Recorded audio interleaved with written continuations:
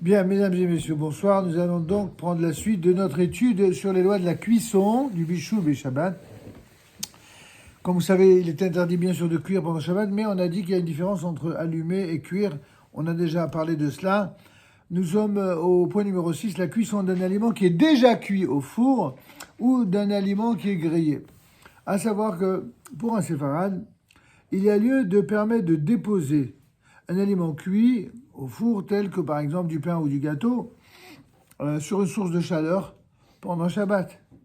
Quand on dit une source de chaleur, c'est par exemple notamment pour les fameuses platas de Shabbat, parce qu'il s'agit d'aliments qui sont secs, et d'autres, certains, l'interdisent purement et simplement.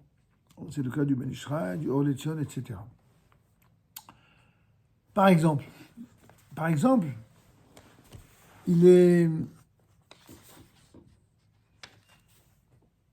toléré de déposer du pain sur la plaque pendant Shabbat ou de même verser de la soupe de l'ustensile de cuisson sur des croûtons de pain.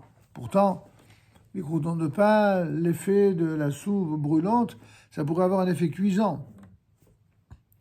Ou encore de l'eau bouillante d'une chaleur de 1er degré sur du café, du fait que les graines de café sont torréfiées. Vous savez ce que ça signifie que les graines de café sont torréfiées? Ça veut dire qu'elles sont déjà grillées. Alors, dès le moment où le grain de café est torréfié, alors c'est vrai que nous, on a la chomra de mettre de l'eau d'abord et le café après.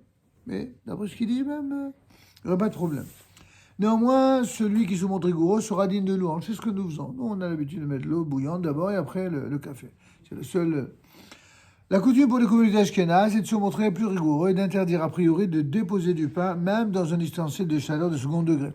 En effet, pour eux et pour leurs poskim, il est à craindre qu'un ustensile de chaleur de second degré ait la capacité de cuire les aliments grillés au four, ainsi que les aliments dont la cuisson est facile, comme par exemple du pain.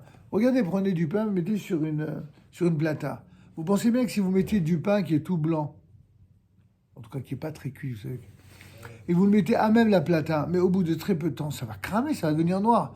Comment vous pouvez dire qu'un pain pareil n'a pas été cuit pendant le Shabbat? Vous le voyez, physiquement, vous voyez vous-même. C'est pourquoi, en général, ce que l'on tolère, c'est de mettre sur une grille qui elle-même est légèrement surélevée sur la plata, et le pain en question, vu qu'il est effectivement sec et qu'il n'y a pas de recuisson ou de bichoul à bichoul, alors dans la mesure où vous ne faites que le réchauffer sans en arriver à une étape où il devient cramé, là, d'après tout le monde, c'est permis. Certains autorisent beaucoup plus que ça, mais nous, en tout cas, nous, poskim, non. On ne permet pas plus que ça. Mettre directement le pain sur la plata, au point que celle-ci, que le pain en dessous devienne noir, par exemple, c'est manifeste que vous êtes en train de cramer pendant Shabbat. Comment vous pouvez dire que certains, ça ne les dérange pas? Ben nous, oui.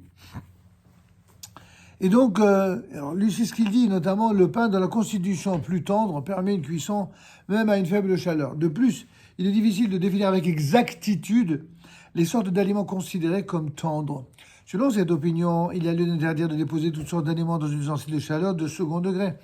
Mais dans un ustensile de chaleur de 3e degré, il n'y a même pas lieu de se montrer rigoureux. Bon, pour l'histoire du pain, pour être concret et clair, en faisant comme nous vous recommandons de faire, vous n'aurez jamais ce problème. Vous mettez le pain sur une grille qui elle-même est légèrement surélevée. Il suffit même d'un demi-centimètre ou d'un centimètre par rapport à la plata. Vous avez plein de grilles de four ou de grilles, même des fois de frigidaire, de vieilles grilles. De frigidaire, vous les mettez sur la plata, aucun problème.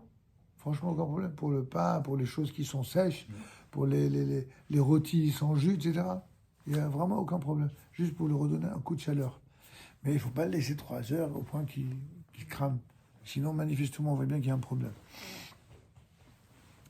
En tout cas, selon l'avis qui est interdit de cuire un aliment déjà cuit au four, il sera aussi défendu de cuire un aliment grillé ou de griller un aliment cuit. Cependant, il est permis de griller un aliment déjà grillé ou de déposer au four un aliment déjà cuit au four, de même qu'il est permis de cuire un aliment déjà cuit. Alors, tout ce qu'il dit est vrai, mais c'est très ambigu pour quelqu'un qui n'est pas habitué à ce dont nous parlons. C'est pour ça que je vous ai donné des exemples très concrets. Par exemple, il est interdit de déposer un aliment cuit sur une source de chaleur si il est sans sauce pour le griller. Parce que les gens, ils sont habitués à entendre le principe qui est vrai, à savoir qu'il y a une différence entre ce qui est sec et ce qui est liquide. On vous a toujours dit que ce qui est liquide, il ne faut pas le faire parce que il peut y avoir cuisson après cuisson, mais d'avalar pour quelque chose de liquide, et c'est vrai. Et on vous a dit que pour quelque chose qui est d'avariaves, quelque chose de sec, il n'y a pas de cuisson après cuisson. C'est vrai qu'il n'y a pas de cuisson après cuisson, mais il peut y avoir grillade. C'est-à-dire que si vous, le truc, il est cuit, mais vous allez le cramer, vous allez le griller. Il faut pas dire que dans ce cas-là, il n'y a pas de... oui. Donc aussi, certains interdisent de déposer des tranches de pain près d'une source de chaleur ou sur la plaque électrique de Shabbat pour les griller afin d'en faire des toasts ou des biscottes, carrément. Là, il n'y a pas de la gêne, il n'y a pas de plaisir. Le gars il va mettre carrément des toasts, et puis quoi encore? D'accord? Un aliment qui est frit dans une grande quantité d'huile est considéré également comme un aliment comme de chaleur de premier degré, c'est-à-dire de cuire jaune, ou de verser de l'eau bouillante de chaleur de premier degré sur cet aliment. Par exemple, il est permis de verser des croûtons à soupe dans un ustensile de chaleur de premier degré. Certains le font dans ce sens et pas dans l'autre. C'est-à-dire que si vous avez de la soupe, pour être concret, et que vous mettez par-dessus des croûtons, certains le permettent. Mais le contraire, de mettre les croûtons et ensuite de mettre de la soupe par-dessus, ça, certains l'interdisent parce qu'ils assimilent ça à une possibilité de cuire facilement. Donc, bon, enfin, dans les faits, tout ça, c'est vraiment pour faire le tour de toutes les originalités. Parce que, la vérité, quand vous voulez respecter le Shabbat, sans vous prendre la tête de manière démesurée, vous ne vous mettez pas dans toutes ces conditions et dans ces situations de malade. Vous cuisez tout avant Shabbat, d'accord? La seule chose que vous autorisez, c'est effectivement de réchauffer pour que ce soit plus agréable, comme le pain, etc. Mais avec les conditions requises, c'est-à-dire la fameuse grille intermédiaire au-dessus de la plaque, et vous n'avez pas de problème.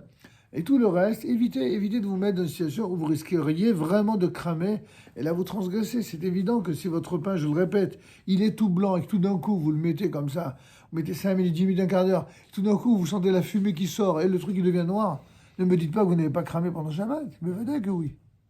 Donc ça se voit à l'œil nu, ça, c'est du bon sens. Donc il faudra évidemment éviter cela. Ok, on va s'arrêter pour ce point.